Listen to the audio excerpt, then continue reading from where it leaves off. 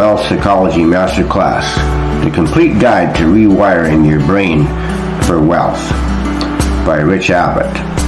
Part 1, the problem nobody talks about. Let me start with something that's going to make you uncomfortable. You already know what to do with money. You've read the books, you've watched the videos, you've heard the advice 1,000 times. Save more, invest early, live below your means, build multiple streams of income. You know all of it, and you're still stuck. That's not a knowledge problem, that's a psychology problem, and until you understand the difference, nothing changes. My name is Rich Abbott. I've spent over 20 years studying the intersection of neuroscience, behavioral economics, and what I call wealth psychology, the invisible operating system that determines whether you build wealth or stay broke, regardless of how hard you work or how much you earn. And I want to be honest with you right from the start. I'm not teaching this from a yacht. I'm teaching this from lived experience, including the experience of getting it catastrophically wrong. I lost over $250,000, not in the stock market, not in a business failure. I lost it to scammers. Over 4 years, and I lost it precisely because my wealth psychology was broken. My operating system was corrupted, and I didn't even know it. So when I tell you that your brain is the problem and the solution, I'm not giving you theory, I'm giving you the lesson that cost me everything I had. Let's get into it. Part 2, your brain on money. Here's something neuroscience has proven that most financial educators completely ignore.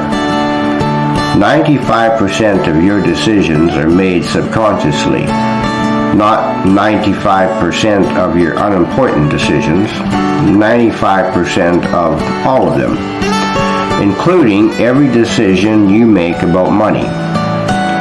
Your brain is running algorithms, neural pathways that were built over decades, and those algorithms are making your financial decisions before your conscious mind even gets involved. Think about that. You think you're choosing to skip that investment. You think you're deciding to spend money on things you don't need.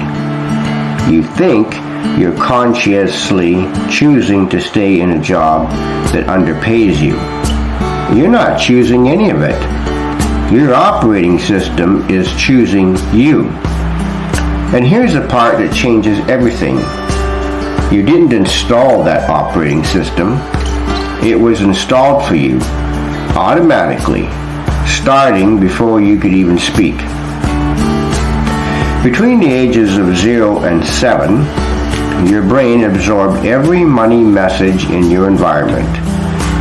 Your parents' arguments about bills, the tension at the dinner table when money was tight, the phrases you heard repeated like mantras. Money doesn't grow on trees. We can't afford that. Rich people are greedy. Just be grateful for what you have. Your brain didn't evaluate those messages. It didn't ask whether they were true. It just installed them directly into your subconscious. And by the time you were 7 years old, your financial operating system was largely complete. Then from ages 8 to 18, school and culture reinforced the programming. Get good grades, get a safe job, work for 40 years, retire. Don't talk about money, that's rude. Debt is normal. Everyone has a mortgage and a car payment and credit card bills. That's just the way life is. More poverty programming, installed without your knowledge, without your consent. And now here you are, an adult making financial decisions every single day, thinking you're making conscious choices. But the truth is you're running on autopilot, and the autopilot was programmed for scarcity. Part 3, 2 operating systems. Every person alive is running one of 2 core operating systems. I call them poverty psychology and wealth psychology. And the difference between them explain almost everything about why some people build wealth and others don't, regardless of income, education, or opportunity. Let me walk you through them. Poverty psychology runs on these core beliefs. Money is hard to make. I need to hold on to what I have. Rich people got lucky or did something dishonest. It's safer to play small. Don't be chasing money. If those beliefs are in your operating system, here's what happens automatically. You spend to feel better because scarcity creates emotional pressure and spending temporarily relieves it. You avoid looking at your finances because ignorance feels safer than confronting the truth. You focus on price instead of value, always asking, what does it cost, instead of, what is it worth? And you stay locked inside your comfort zone because your brain has classified risk as danger. The result? Paycheck to paycheck. Constant financial stress. Missed opportunities. Limited growth. Year after year after year. Now here's where wealth psychology. Different beliefs. I can create value and capture wealth. Money is a tool I can learn to master. Wealthy people built systems I can study and learn from. Strategic risk leads to growth. Different beliefs, completely different automatic behaviors. You invest money to create more because you see money as a tool, not a reward. You track and optimize your finances because knowledge is leverage. You evaluate everything by return on investment and long-term value. And you take calculated risks because you understand that staying comfortable is actually the most dangerous thing you can do. Same person, same brain, same potential, different software. Completely different life. And here's what makes this urgent. Your operating system isn't neutral. It's not sitting there passively. It's actively filtering your reality right now as you listen to this. Your brain has a mechanism called the reticular activating system, or RAS for short. Think of it as a filter that decides what information reaches your conscious awareness. You can't process everything in your environment, so the RAS filters based on what you told it matters. If your operating system says money is scarce, your RAS will show your evidence of scarcity everywhere. Every expense, every bill, every reason you can't afford something. That's all you will see. But if your operating system says opportunities are everywhere, your RAS will show you opportunities, market gaps, undervalued assets, problems you could solve for money, connections that could change your trajectory. Same world, same reality, completely different experience. Your RAS doesn't care about truth. It cares about consistency. It will find evidence for you, whatever you already believe. Which means the most powerful thing you can do for your financial future is learning a new strategy. is changing what you believe, because when you change the belief, the filter changes.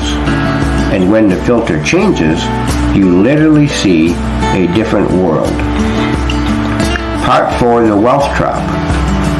Now let me address the most dangerous myth in personal finance, the one that keeps more smart people broke than any other single idea. Hard work builds wealth. It doesn't. I know that's provocative. I know it contradicts everything you've been told. But let me show you why it's true. Think about the hardest working people you know. Construction workers, nurses, teachers, small business owners pulling 16-hour days. Are they wealthy? Most of them are not. Not because they're lazy, not because they're stupid, not because they lack discipline. They're not wealthy because hard work by itself doesn't build wealth. Hard work builds income, and income is not wealth. This is the distinction that changes everything. Income is what you earn. Wealth is what you actually own. Income requires your time. Wealth works without you. Income is linear. You trade 1 hour for 1 payment. Wealth is exponential. It compounds while you sleep. A doctor earning $400,000 a year, who spends it all, has high income and zero wealth. A person earning $60,000 a year, who owns 3 rental properties, has modest income and growing wealth. The wealthy don't work harder than you. They work on different things. They build assets, things that produce income whether they show up or not. Real estate, intellectual property, business systems, digital products, investment portfolios. The broke work for money. The wealthy build things that make money. And this isn't just a strategy difference. It's a psychology difference. Because your operating system determines which category you pursue. If your programming says, work hard and you will be rewarded, you'll keep trading time for money until you die. If your programming says, build assets and they'll reward you forever, you'll start creating things that compound. Same effort, different direction, radically different outcome. Part 5, the permission problem. Here's something I'd never hear financial educators talk about, and it might be the most important concept in this entire masterclass. Most people who struggle with money don't have a strategy problem, they have a permission problem. They don't believe they're allowed to be wealthy. Deep in their operating system, buried under decades of programming, is a belief that says wealth is for other people. Smarter people, luckier people, more connected people, people that have a horseshoe up their rear end, but not me.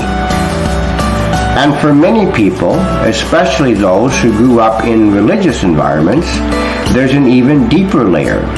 A belief that wanting wealth is somehow morally wrong, that money corrupts, that pursuing financial success means you're greedy or materialistic or spiritually compromised. I know this one personally. I spent years in pastoral ministry, earning poverty-level wages and believing it was virtuous. I thought wanting more was selfish. I thought financial struggle was somehow evidence of spiritual faithfulness. It wasn't faithfulness at all. It was poverty programming. And that programming kept me broke, desperate, and eventually vulnerable to the scammers who took everything I had. Here's what I've learned since then, and I want you to hear this very clearly. Poverty doesn't make you noble. It makes you powerless. Wealth doesn't make you greedy. It makes you capable. Guilt about wanting wealth is not a sign of virtue. It's a sign of broken programming. The world needs good people with resources. It needs people who will build wealth and give generously, who will earn money and treat people well, who will pursue success and serve others. That's not greed, that's stewardship. And you're allowed to want it. You're allowed to pursue it. You're allowed to build it without guilt or without shame, without apology. If you're sitting there right now feeling a knot in your stomach, a sense that wanting wealth is somehow wrong, that's your operating system talking. That's the programming, and recognizing it is the first step toward rewriting it. Part 6, the 7 shifts. So how do you actually rewrite your operating system? Not in theory, in practice. I've identified 7 psychological shifts that separate wealth builders from everyone else. These aren't habits or hacks. They're fundamental changes in how your brain processes financial reality. And when you make these shifts, your behavior changes automatically because the software driving the behavior has changed. Shift number 1, from earning to owning. Stop asking, how can I make more money? And start asking, what can I build that makes money without me? Every hour you spend earning is gone forever. Every hour you spend building creates something that pays you back indefinitely. Write a book, create a course, build a system, buy an asset. Start thinking like an owner, not an employee. Shift number 2, from saving to investing. Saving money is putting it in a box. Investing is putting it to work. Saving feels safe, but inflation is silently destroying your savings every single day. $1 saved today is worth less tomorrow. $1 invested today can be worth $10 in a decade. Safety is an illusion. Strategic deployment is real security. Shift number 3, from security to strategy. Your brain wants safety. That's the survival instinct. But in the financial world, the safest looking path is often the most dangerous. The safe job can be eliminated overnight. The safe savings account loses value every year. The safe approach of avoiding risk guarantees you'll never build anything significant. Wealthy people don't avoid risk. They calculate it, manage it, and use it as a tool. Shift number 4, from scarcity to abundance. Scarcity says there's a fixed pie, and someone else's gain is your loss. Abundance says the pie can grow, and you can bake new pies. Scarcity makes you hoard, compete, and fear. Abundance makes you create, collaborate, and invest. This isn't positive thinking.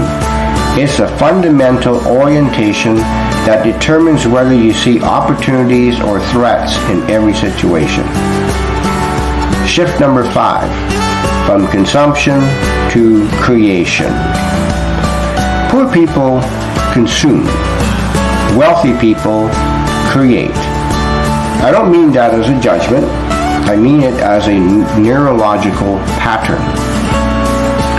When your operating system is set to consumption, you spend your time and money acquiring things that lose value. When it's set to creation, you spend your time and money building things that gain value. Every dollar and every hour is either consumed or invested. Start tracking which category yours falls into. Shift number 6, from comfort to growth. Your brain has a financial thermostat, a set point that determines how much money feels normal for you. When you earn more than your set point, you unconsciously sabotage until you're back to normal. When you earn less, you'll hustle until you're back to normal. The thermostat always wins. The only way to build wealth permanently is to raise your thermostat. And the only way to raise your thermostat is to consistently operate outside your comfort zone until the new level becomes your new normal. Shift number 7, from information to implementation. This is a shift that matters most, because you can understand all 6 of the other shifts intellectually and still stay broke. Knowledge without action is just entertainment. You didn't come here to be entertained, at least I hope not. You came here to change. So the 7th shift is simply this. Stop consuming information and start implementing it. Today, not tomorrow, not when you're ready, not when conditions are perfect, because they never will be. Today. Part 7, the daily rewiring protocol. Understanding these shifts isn't enough. Your neural pathways don't change because you had an insight. They change through repetition, through daily, deliberate practice that rewires the circuitry in your brain. Here's a simple daily protocol that actually works. It takes less than 30 minutes. And if you do it consistently for 90 days, your operating system will be fundamentally different. Morning installation. 10 minutes is all you need.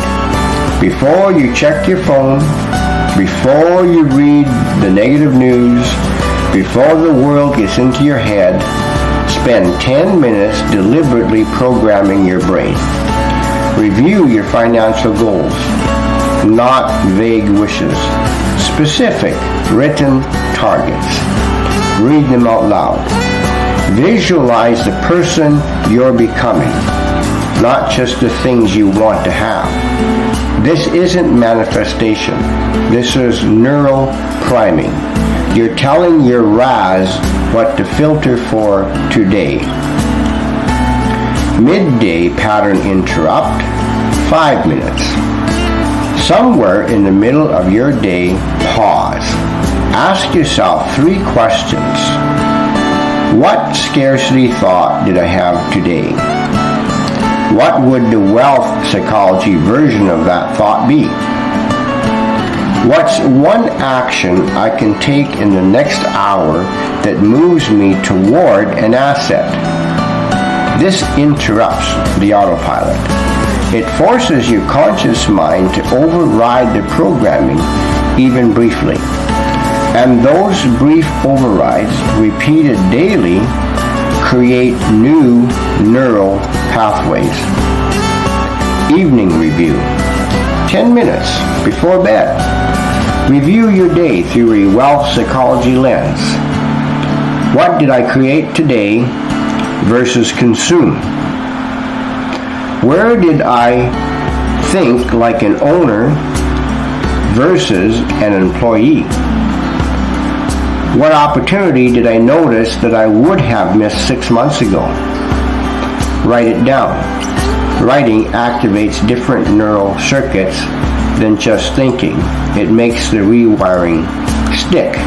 In fact, writing is better than putting it using a keypad into a notepad or something. That's it. 30 minutes a day. But here's the key. Consistency matters more than intensity. Missing one day won't hurt you. Missing a week will. Your brain is either building new pathways or reinforcing old ones. There is no neutral ground. Part 8, what happens next? I want to close with this. Everything I've shared with you today is real. It's backed by neuroscience. It's been proven by behavioral economics. And it's been validated by my own life, both by my failures and by the rebuilding. But knowing it isn't just the same as living it. You're going to close this video and your operating system is going to try to pull you back to normal, to your reality. It's going to tell you this was interesting but not practical. It's going to suggest you think about it later. It's going to find reasons why this doesn't apply to you. That's the programming talking. That's the old software fighting to survive. It doesn't want to change. Don't let it win. Here's what I want you to do right now. Not tomorrow, right now. Pick one of the 7 shifts, just one. The one that hits you hardest. And make one decision today that aligns with that shift instead of your old programming. Just one decision. If it's the shift from earning to owning, spend 30 minutes tonight identifying one asset you could start building this month. If it doesn't come to you right away, don't worry, sleep on it, maybe it'll come to you during the night. If it's the permission shift, write down this sentence and put it where you'll see it every morning. I am allowed to build wealth. It's not selfish, it's stewardship. If it's the shift from information to implementation, then close every other tab, put your phone down, and do the evening review exercise I just gave you tonight before you go to sleep. One shift, one decision, one action. That's how neural pathways start to change. Not with massive overhauls, with single, deliberate choices repeated until they become automatic. Your brain built your current operating system one experiences at a time over decades. You can build a new one the same way, one choice at a time, starting today. I'm Rich Abbott. I study the psychology of wealth because I lived both sides of it, the devastating losses and the rebuilding. And I can tell you from experience, the person who understands their own psychology will always outperform the person who only understands financial strategy. Fix the software. The results follow. If this resonated with you, I've written extensively about these concepts. You can find my books, The Millionaire Mindset, The Abundance Algorithm, The Prosperous Steward, and others at richabbott.com. I also have a free newsletter where I share weekly wealth psychology insights. But more importantly than any of that, do the work. Tonight, one shift, one decision, one neural pathway. Your operating system is listening. Give it something new to install.